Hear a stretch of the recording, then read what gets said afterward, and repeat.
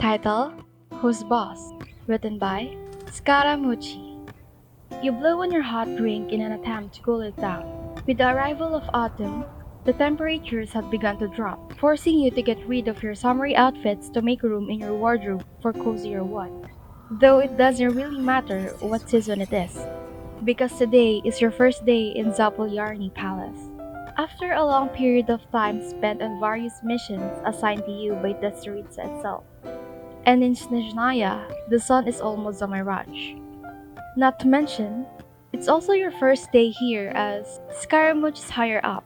Yes, after so many years of working and trying to outshine your boyfriend in every kind of task possible, you've finally done it. And you're almost certain he already knows about this. Assuming by the looks everyone present in the common room is giving you and some things you've heard the recruits whisper. It started as a little friendly competition when you two weren't even dating, really. But you both thought it was fun and thrilling to challenge each other. So you never stopped, even after you got together.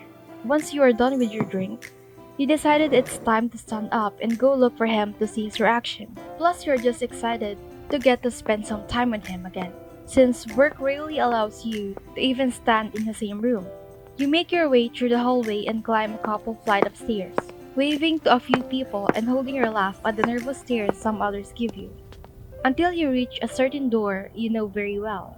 It's sort of distant from the other doors present on this particular floor, which also happens to be the quieter one of the palace, and you notice the same old polished name tag that sits right before your eyes. It reads the name Scaramouche, followed by his title, the Sixth Fatui Harbinger. Before knocking or opening it, you make sure to place your ear against the wooden door but you hear nothing coming from the other side.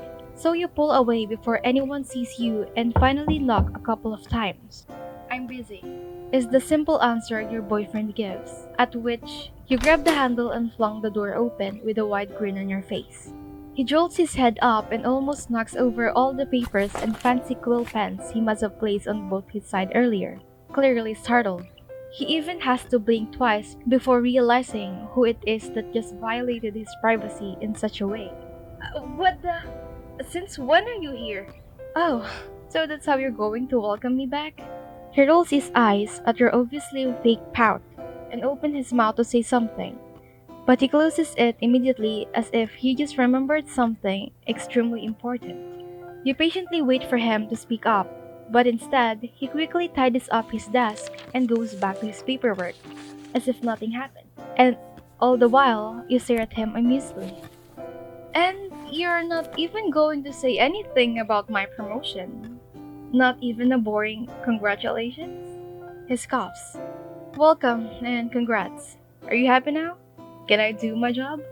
"I don't know. Can you?" You walk closer to him and bend down, resting your head on his shoulder. Anyone else would get frustrated at Scaramouche, but you know he's acting like this only because he's a little bit jealous. And perhaps because you forgot to reply to one of his letters? You'll have to check later.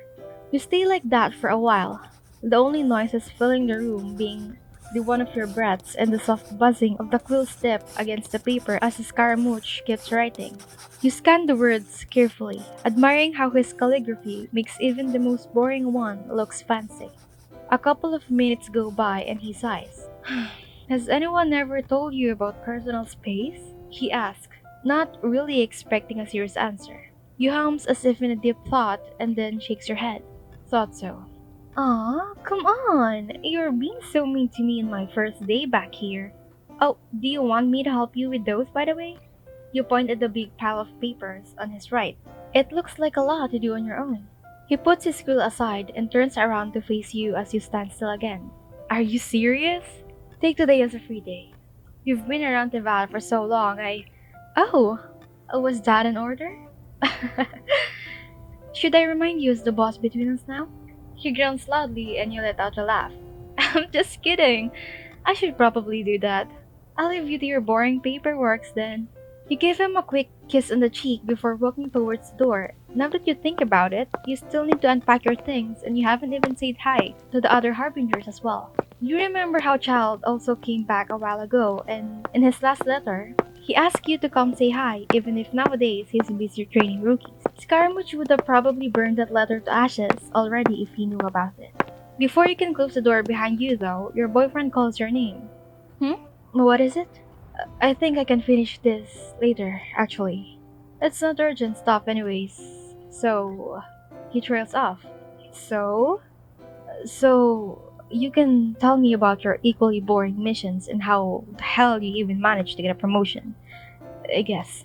You walk back inside with a smile on your face after hearing his words, though you can't help but mess with him a little more. But you look like you didn't care just 5 minutes ago. I still don't. I just want to look like a good boyfriend. He's joking, and you can clearly tell by the fact that he's actually returning your smile. Something he rarely ever does to anyone but you. He stands up from his desk, and after locking the door, you both walk over to the small leather couch he keeps in his personal office and room, your heart beating a little bit faster as the thought of finally being able to cuddle with your boyfriend. As you sit and settle down so that your legs and foreheads are touching, you glance outside the window and notice it's starting to pour.